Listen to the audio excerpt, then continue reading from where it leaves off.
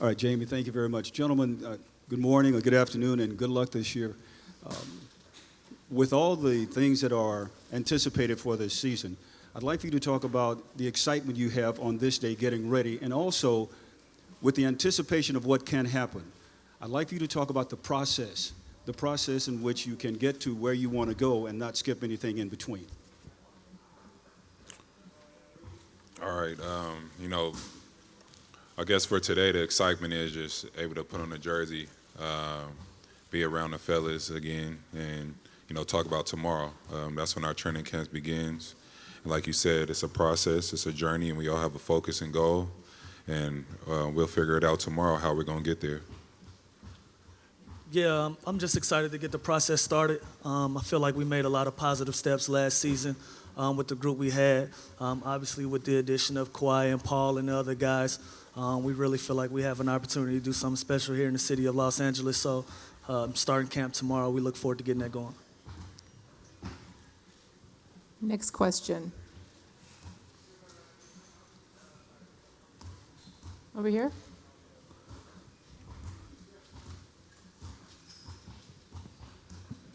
Hi, Helene Elliott from the LA Times. Lou, just curious, last season this team took a lot of pride in being scrappy and underdogs and a real team without superstars. Now you have two superstars. How does the dynamic change?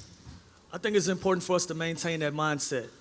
I think that works in our favor with the personalities that we have in our locker room. That should be the majority of our makeup. I don't think we should just stop being ourselves because we have the addition of those guys.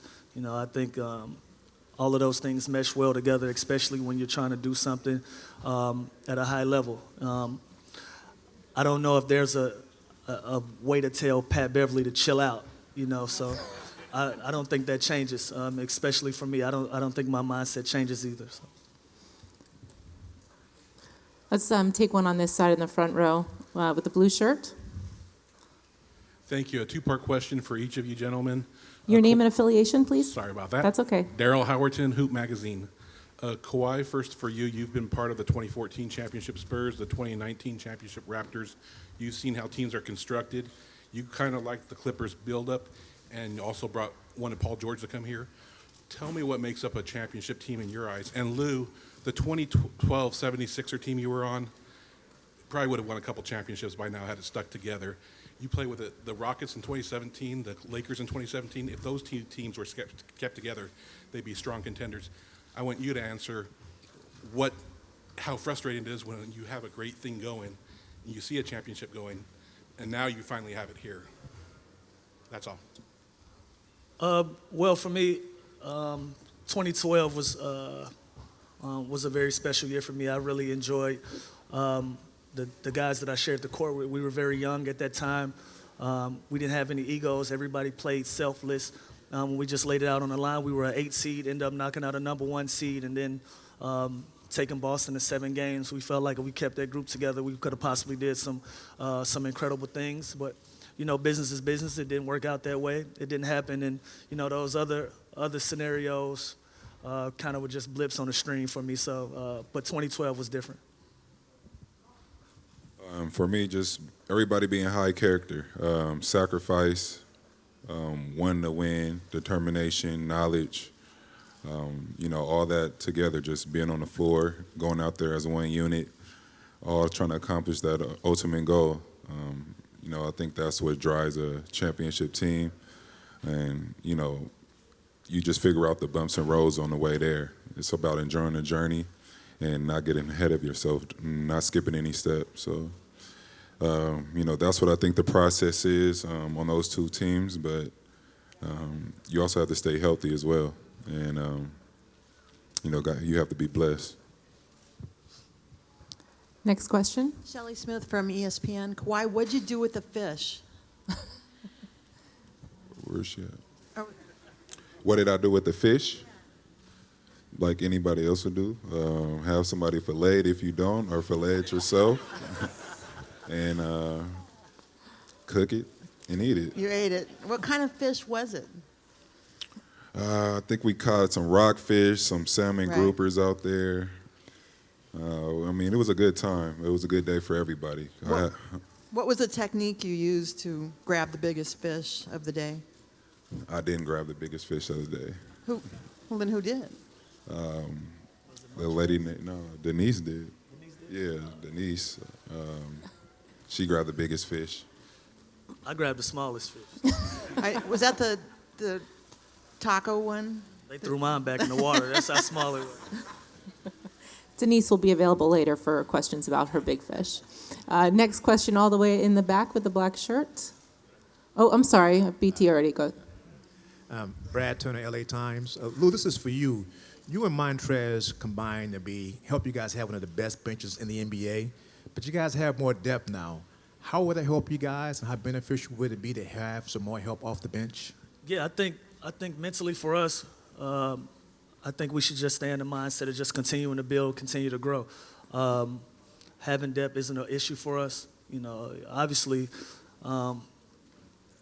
everybody should just kind of go into the season with the mentality of just putting stats and putting records and history and all of that stuff aside. If it's not for the benefit of the team, you know what I mean? And so, what Trez and I did last year was very special. But we look forward to building with this new group of guys and seeing what we can do. Go front row here. Medina, did you have a question? Mark Medina, USA Today. This is for Kawhi. From what the training staff's told you, how similar or different do you get a sense you'll be managed in terms of your workload this season? It's different this season. Last year I was going in with the injury that I was dealing with the year before.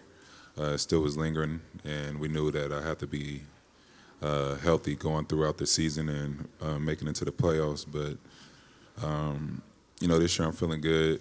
I'm feeling way better than I was at the start of last season. But there's really no plan laid out yet to discuss with everyone. Hey guys, Cameron Buford here, Los Angeles News Observer. Got a question for each of you guys. Mr. Williams, what was your impression of Kawhi Leonard before him joining the Clippers? And then Kawhi, what was your impression of the Clippers before, obviously, you joining the Clippers? Thank you, guys.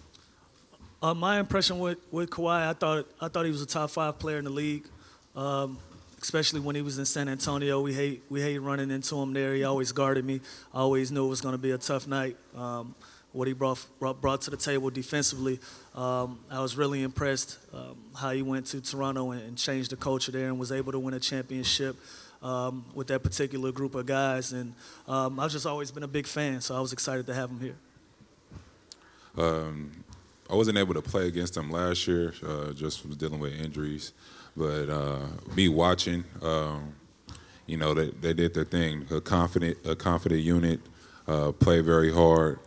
It seemed like everybody was, it was a brotherhood here. They all went out and did their job, and if somebody was doing great that night, they fed them. Coach Doc did a great job of just, getting that group ready and pushing them to the playoffs, reach expectations that none of us gave the team. And, just, going through my process for agency, that's what I looked at, and I thought I could join and help in. Joe Varden from The Athletic. This question is for Kawhi. Kawhi, have you thought about next summer with Team USA in the Olympics, and some of the other All-Stars in the NBA have been declaring that they want to do it? So I just wondering where you were with that. Right now, yeah, I do want to play, but, I'm taking it one step at a time, and right now it's getting the Clippers to the finals. Next question on this side. Hey guys, welcome back, Lou. Welcome, Kawhi. Kawhi, a question for you. Miriam Swanson with the Southern California News Group. How nice is it to be home? I saw some footage of you at Canyon Springs, I think recently, and obviously the backpacks, that thing that you're doing is great. But what's it like for you to be here back in Southern California? It's one of the reasons why I came back is being able to go back to my community and for them to see me, able to touch them, they able to, shake my hand, just able to be there and be a guidance or inspiration for the youth. It's hard to do it when I'm either in, I'm being drafted in Texas. They really don't have no time. But the 2 games that we do come out here, and then last year I was in a totally different country, and I was on the East Coast, so it was only about twice that I came out here. But like I said, it's one of the big reasons why I came back. I'm able to be a part of the community that I grew up in and just let them know it's not a myth, and that I really, was just in their shoes one day, one of those days, and they could be in my shoes. Next question over here. Let's go to Ramona in the back. Thanks, Jamie. Ramona Shelburne, ESPN. Just a question for Kawhi. I know you were one of the people who attended Kobe's camp that he did, or secret invite camp up at the Mamba Sports Academy. What was that like with all the players that were there, and also what's your relationship like with Kobe now, and what it's been like? I think it's a good relationship. I didn't play, though. I just went up there and conversated with him. But it's a good group of talent that went. I wasn't really able to see them play against each other, but he did a great job getting a lot of trainers together, elite trainers and the elite, players that were there, and putting them through drills. I'm not sure what they did, throughout the whole day. I was up there for about an hour or two, just talking to Kobe, bouncing ideas off of him, and that was just pretty much it. Dan. Kawhi, Dan Wecke with the Los Angeles Times. You've now changed teams. This is your 3rd team in the last 3 seasons. What did you learn last year about having to come together quickly? And is that a reality kind of in the NBA now, that teams don't have years to build, that you just have to do it fast?